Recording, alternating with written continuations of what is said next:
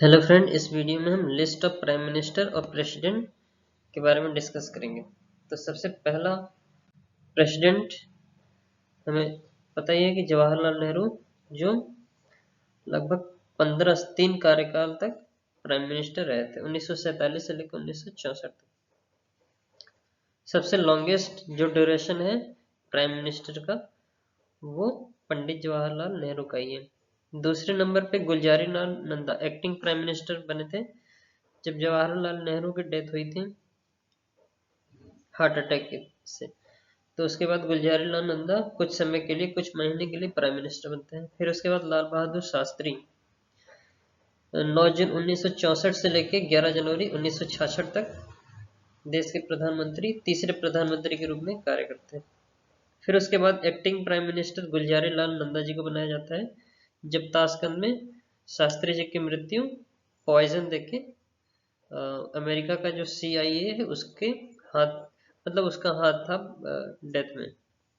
होमी जहांगीर भाभा जो उस समय के न्यूक्लियर साइंटिस्ट थे, उनको भी मरवाने में भी अमेरिका का CIA, वहाँ के जो इंटेलिजेंस एजेंसी है, उसका हाथ था। तो कुछ लोग कहते हैं कि हार्ट अटैक से मौत हुई थी, कुछ लोग कहते हैं कि पॉइजन दिया गया था। हालांकि इस पे वेब सीरीज भी आई है और एक मूवी भी आई थी जिसमें दिखाया गया है कि हार्ट अटैक तो नहीं था, उसमें पॉइजन देके मारा गया है। फिर उसके बाद 5वें नंबर पे प्राइम मिनिस्टर इंदिरा गांधी 1966 से लेके 77 तक 10 साल तक कार्यकाल रहा है, और इस टेन्योर में इन्होंने बैंकों का नेशनलाइजेशन किया और भी बहुत सारे रिफॉर्म्स किए। और उसके बाद मोरारजी देसाई जो 6th प्राइम मिनिस्टर थे, 1977 से लेके 89 तक ये प्राइम मिनिस्टर रहते हैं। फिर उसके बाद चौधरी चरण सिंह, जिनके नाम पे लखनऊ का एयरपोर्ट है, चौधरी चरण सिंह, ये हमारे 7th prime minister of India रह चुके हैं, जिनका टेन्योर 1989 से लेके 80 तक रहा है। फिर 8 नंबर पे फिर से प्रधानमंत्री इंदिरा गांधी के रूप में शपथ लेती हैं। तो 14 जनवरी 1980 से लेके 31 अक्टूबर 1984 तक इनका कार्यकाल रहा। 9th नंबर पे इनके जो बेटे हैं राजीव गांधी, सॉरी। तो इनका जो टेन्योर है 1984 से लेकर 89 तक, ये 9th prime minister of India रह चुके हैं।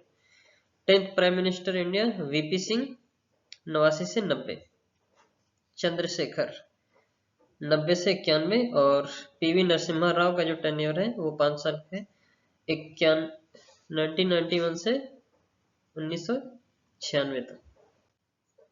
उसके बाद 13th नंबर के जो प्राइम मिनिस्टर थे, ये लो कॉन्फिडेंस मोशन की वजह से कुछ ही महीनों तक प्राइम मिनिस्टर रहे, फिर इनकी सरकार गिर गई थी। फिर उसके बाद HD Deve Gowda 14th prime minister of India बनते हैं, और 15th prime minister Inder Kumar Gujral. उसके बाद 16th prime minister of India Atal Bihari Vajpayee.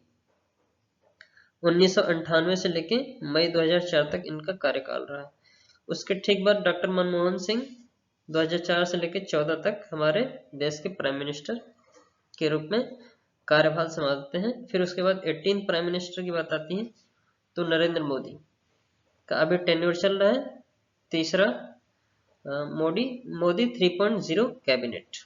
ये कुछ फाइनेंस कमीशन है और फाइनेंस मिनिस्टर्स। तो केसी नेगी, के संतराम, AK चंद्रा, PV कुमार, ये सारे हमारे फाइनेंस कमीशन के मेंबर्स। उसके बाद प्रेसिडेंट की बात करते हैं 1947 से लेकर 1922 तक। तो 1922 से लेकर 1924 तक अभी भी तो द्रौपदी मुर्मू जी हैं। Doctor Rajendra Prasad first president of India थे 1950 से लेकर 1962 तक। उसके ठीक बाद डॉक्टर सर्वपल्ली राधाकृष्णन, ये सेकंड प्रेसिडेंट हुए 1962 से लेकर 67 तक। तीसरे नंबर पे जाकिर हुसैन है 1967 से 1969 तक। VV गिरी कार्यकाल 1900, ये कुछ ही महीनों का रहा, मई से जुलाई तक 1969 में। ठीक उसके बाद मोहम्मद हिदायतुल्लाह एक्टिंग प्रेसिडेंट बने थे ये। उसके बाद VV गिरी फिर से आ गए 1969 से लेकर 74 तक। फखरुद्दीन अली अहमद इन 1974 से लेकर 77, तो इनके टेन्योर में ही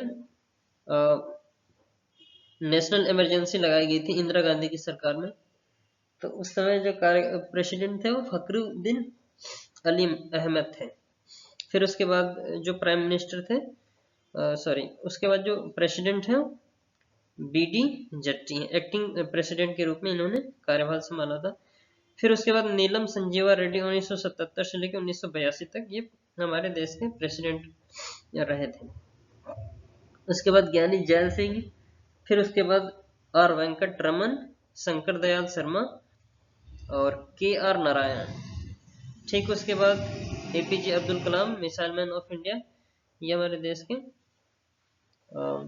प्रेसिडेंट के रूप में शपथ लेते हैं। फिर ठीक उसके बाद प्रतिभा पाटिल, प्रणब मुखर्जी, रामनाथ कोविंद और लास्ट अभी प्रेजेंट में द्रौपदी मुर्मू 22 तक। So this is all about in this video. Thanks for watching. Thank you so much.